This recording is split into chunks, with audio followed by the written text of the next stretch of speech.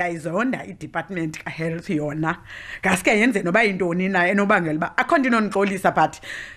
A mother left distraught, having to deal with the loss of a child. Nomangesi Dude says she lost her 35-year-old daughter, Tembakazi Dude, while waiting for an ambulance. Her daughter had suffered multiple epileptic episodes. At the time of the incident, Dude was out of town and a 45-minute drive from Makhanda. She got back to her house before the ambulance arrived. When I got to my house, my neighbor was outside and she told me my daughter has passed away. I could not believe it. We had to wait another hour for emergency services to arrive. We had to call high-tech. That is how people get assisted here. Sahlala another hour and a half umntana sahleli apha i-ambulance ayifiki. Totyiswa Jack is another grieving mother. She lost her 24-year-old son, Luzuko Jack, after he was stabbed.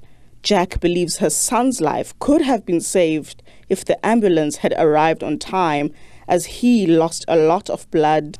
I haven't healed. My son was in a pool of blood when I arrived. I feel like he could have been saved, and it wasn't even the first time he was stabbed. Even the first time, the ambulance did not arrive. I had to call high-tech.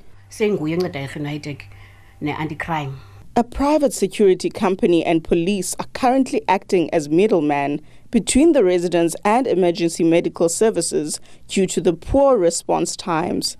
Another resident, Nomandla Manyati, also had a similar experience, waiting for an ambulance for a long time while assisting her neighbor who had a medical emergency.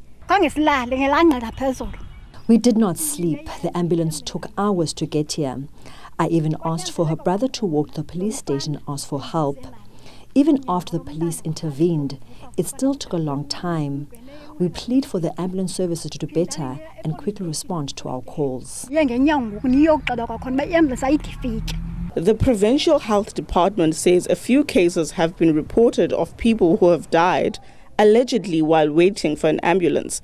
It says it has taken the necessary steps to investigate and institute disciplinary measures.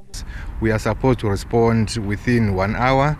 However, that does not always happen because it depends on the caseload, on how busy we are, which then contributes to us maybe possibly delaying and arriving after an hour or two to where we're supposed to be responding. We've received 1 or 2 complaints of people saying that they've waited far too long.